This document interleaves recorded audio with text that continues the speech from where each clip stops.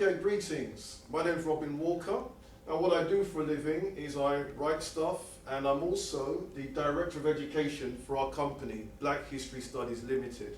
I'm the author of a book called Journey of the Drum, and that's what I'm talking about in this session. Okay, I'm going to extract some of the important ideas from the book. All right, let me introduce our subject. Music in the black tradition follows people from the cradle to the grave. The very first piece of music will be the lullaby all the way out to where we play somebody out, and that's their funeral dirge. Music itself is defined as the art of organizing sound. And if you are part of the culture, you can understand the music because you can understand the culture behind that music. And it's just like understanding a spoken language. Music has prehistoric origins, and it's also universal, cutting across all lands, all cultures. The first instrument was the voice. The second instrument was the hands. Hand clapping, and then that was then replaced by the sticks, and then of course the third instrument was the drum. Now, as music developed, something else developed alongside it, and that was the role of the feet. Role of the feet now gives us a second art form, dance. Now, if we look at musical instruments in traditional Africa, there's been a large variety, and musicologists divide instruments into idiophones, self-sounding instruments, membranophones, skinned instruments, aerophones, wind instruments, and chordophones, stringed instruments.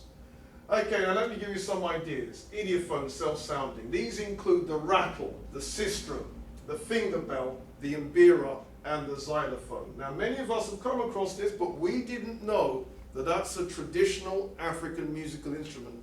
Many people my age remember coming across these things in primary schools and thinking, gosh, I'll never have to see that again. But it's actually a part of our history, it's actually a part of our culture. Then we have membranophones, skinned instruments, including drums. And here we have a particular type of drum called the hourglass drum. Some people call it the talking drum. And you can see underneath this person's arm, the drum with the cords attached to it. We squeeze the cords, it changes the pressure on the ends of the drum.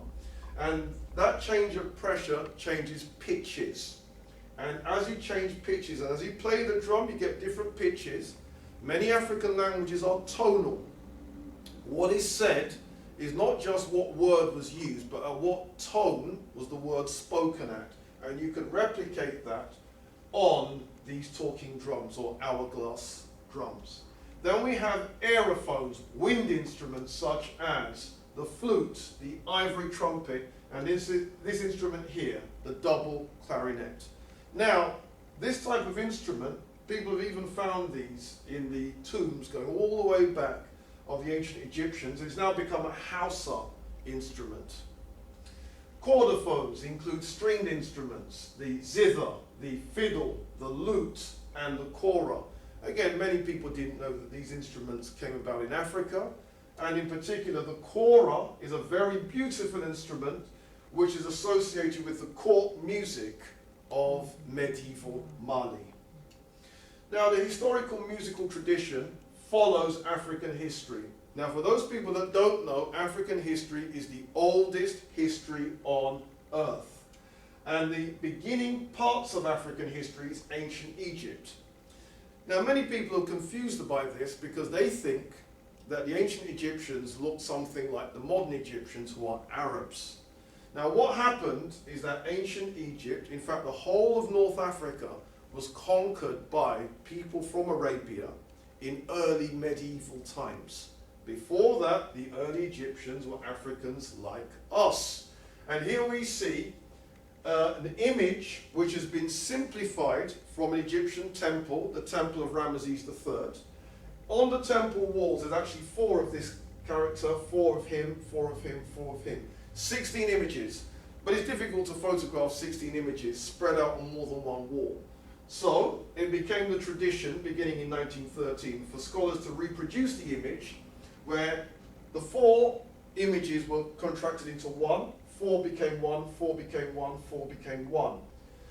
The hieroglyphics tell us that this person is an Egyptian, this person is somebody from Europe, this person is somebody from Sudan, and this person is somebody from the Middle East, right? So that tells us that, well, gosh, the Egyptian looks something like the other people in Africa, yes? All right, the most famous of the Egyptian pharaohs is Pharaoh Khufu. And get a load of that face. This is the pharaoh that built the Great Pyramid of Giza, and as you can see, clearly, unmistakably, an African. Right, so, what role did ancient Egypt play in the origin and development of music? Well, the ancient Egyptians were the source of musical instruments, the source of the diatonic scale. That's your do, re, mi, fa, sol, la, ti, do scale, right? Harmonic theory, which is the whole thing of sounding more than one note at the same time in ways that are harmonious. People who here listening, who are musicians, will know about chords and will know about roots, thirds, fifths, and all the things that you add to chords. The Egyptians were the first people to go there. And also, the ancient Egyptians had the world's first musical academies for the training of musicians and singers. Now, Egyptian musical instruments include things like this, the harp. Now, this is important because we have to challenge stereotypes of just what it means when we talk about African music. Some people think it's just drums. No, we've got instruments like this too. We also have instruments like this, the tambura, which, as you can see, is a distant ancestor of what we would now call the guitar. Okay, now our book, Journey of the Drum, covers the following issues. Early African American music, ragtime and jazz, rhythm and blues, and that's the popular music now. We now call it R&B. Rock and roll.